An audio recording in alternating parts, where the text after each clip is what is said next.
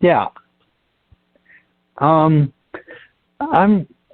trying to understand with all this information coming out about reptilians and the HARP and the vaccines and the GMO food and the weapons, laser weapons, burning up houses and forests.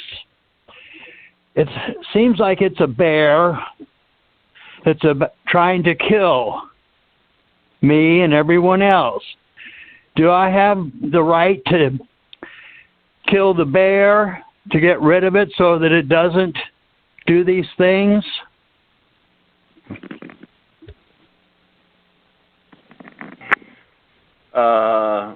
Like Davy Crockett said, Tim, we have a bear to deal with. Okay. Yeah, it is way far too much with what is going on here. I get it, and I get frustrated at times to where, yes, I would like to do more, but at the same time, it takes agreement. I have to deal with people's free will. They want things a certain way, and they want to keep doing things the same way. And yes, most of the public, the masses, unaware masses, do not see how they're controlled, and again, they're afraid. It's understandable. So what do? Do you like what they're doing in France right now and what we've seen for lifetimes, and that is rebel against the system that you've agreed to for the longest time? That's very interesting too. So what does that create? Agitation, cause and effect, etc. Just more situations that you carry. So what I see is that to surpass all that, taking on the challenge of becoming more aware and recognizing what life really is, the true reality life is, and superseding it altogether with your real awareness. Now, this is not going to happen overnight, okay, because that's a big leap, you might say. So it may take you 1,000 years, but all of a sudden you are at that point where you recognize that it's possible, just like anything. I mean, I look at what's been created here. I watched, as an example, I watched a documentary one time on building the Empire State Building. Now, this is within New York when all the other buildings were there, the streets and everything, etc., and they ripped down, which was a huge building there, and built the Empire State Building. I mean, brought in all the materials, and you're talking about busy streets and everything. They built that thing in 1.5 years. Okay, so that's quite an accomplishment. So the bigger challenge is for an individual to recognize their real awareness. And yes, while we're having to deal with what's in creation, as you apply your intent to do this and stick to it without confrontation, without violence, without any of these things, because this is what life's about. Just like the sun shining. There's no violence there. There's nothing. And whatever happens on the earth, the sun still shines. And so to recognize that reality, how it is, and to be like the shining sun, that is possible because you can decide it, you can imagine it to start off with, etc. You can consider it just like you have anything else. So you have the option to decide to rebel against the system or to take on the bigger challenge to recognize reality as it is, recognize the real you in that relationship, because again, it can be decided and considered. So it's always your choice as to what to do. And yes, you can do whatever you want. You have free will. Well, thank you, Duane, for answering his question. Now, for anybody that in our listening audience, I mean, not just the people that are here, but listen to it in the future, if there are people that want to find out more about the reptilians, besides all the recordings that Claudia and Duane have done, you could, David Icke wrote a book called The Biggest Secret, which reveals how a bunch of reptilians are running the governments of the world.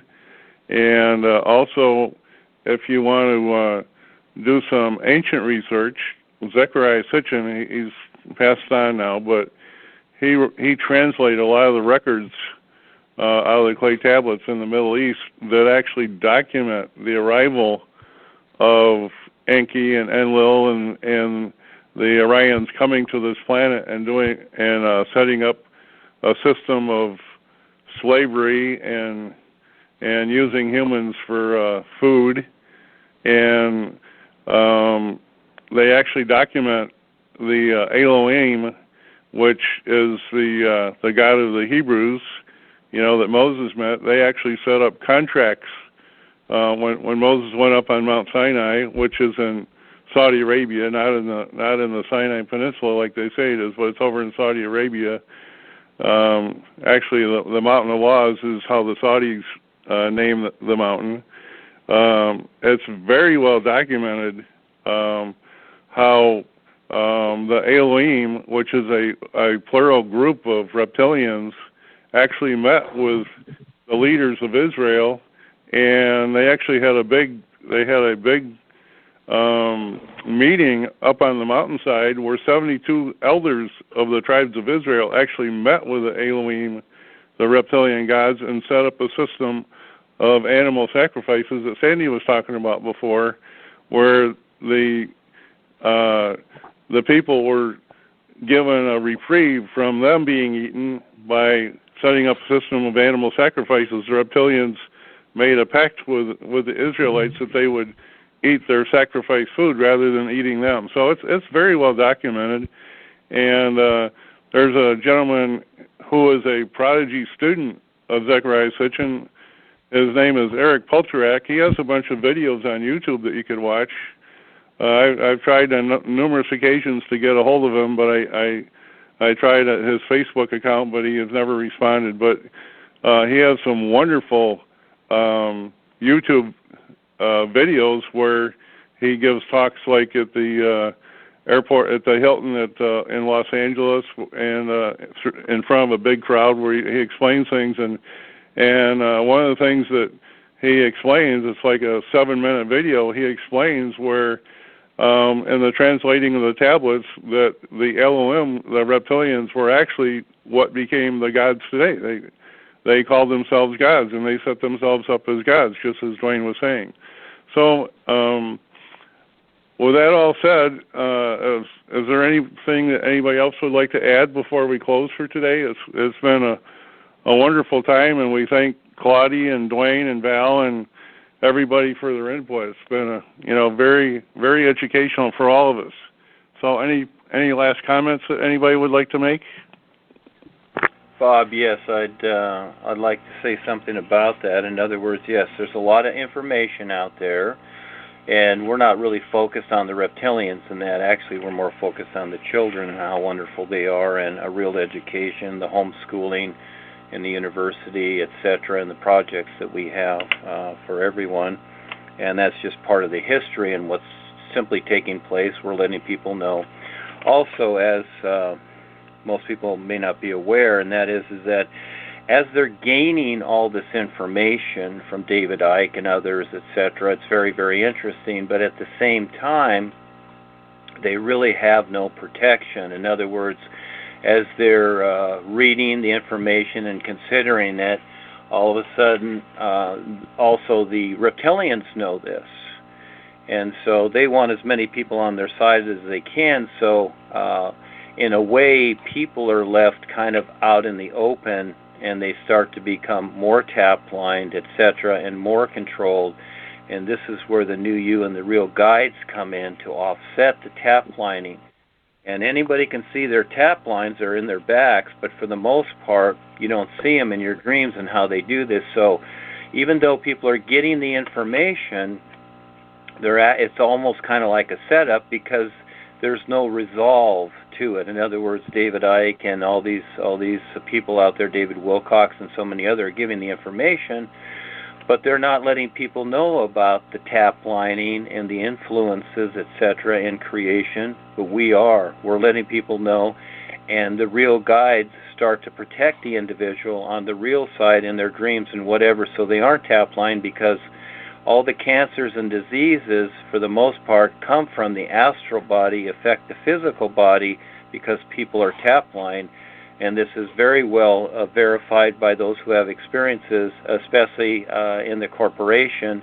All the people are getting cancers and whatever. It's because they're being tapline by reptilian Joni, who did the takeover, etc. She's part of the regime of the reptilians, like the Queen and so many other people and many of the presidents, etc., of the world. So, yeah, that's the thing. People can get the information, but all of a sudden they're left wide open to the effects of that. And so with the new you and focusing on the real guides, all of a sudden you get a lot of help there. And maybe before we close, Sandy could tell that experience she had with Harry and Joni where they tried to tapline you.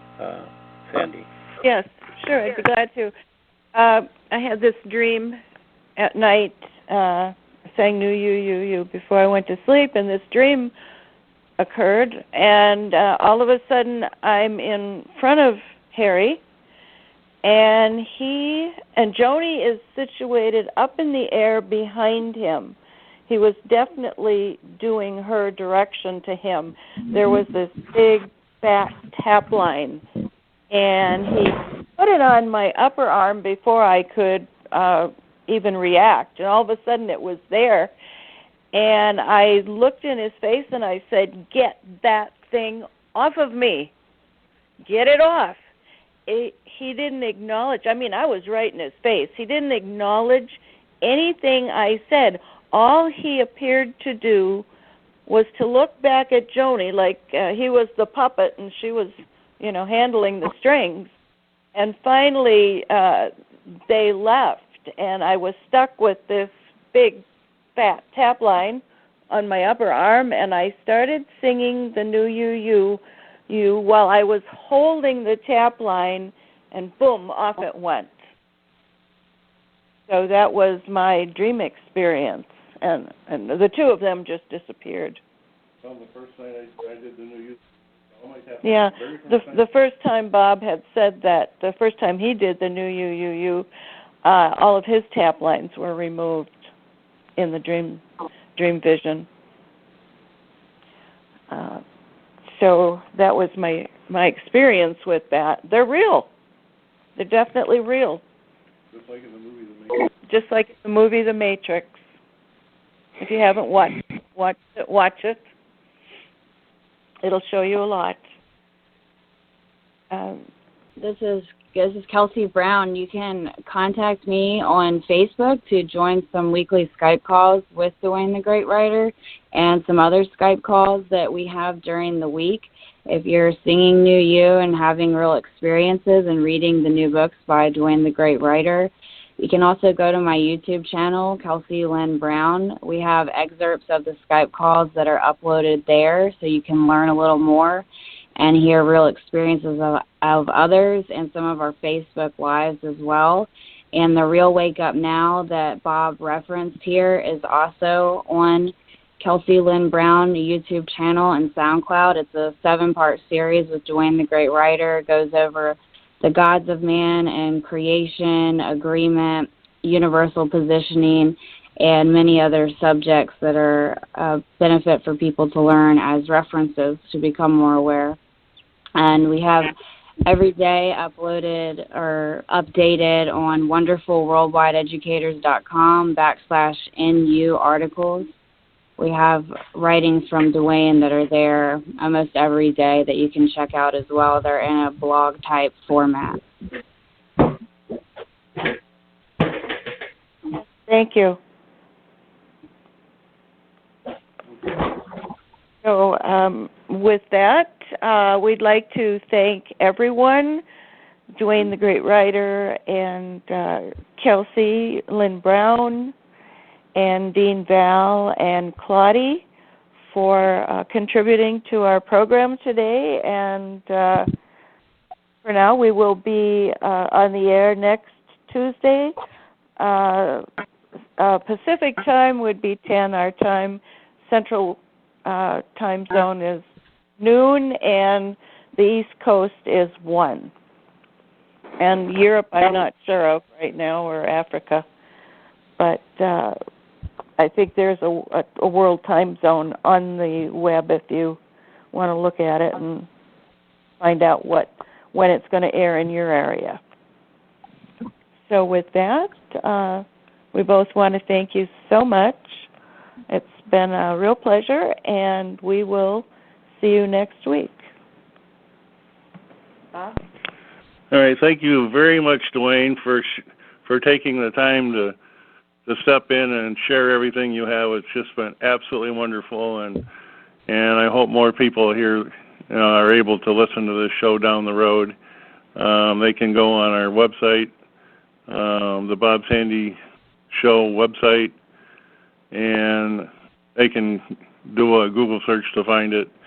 So thank you very much, and I'll say goodbye to everybody, and we'll see you next time.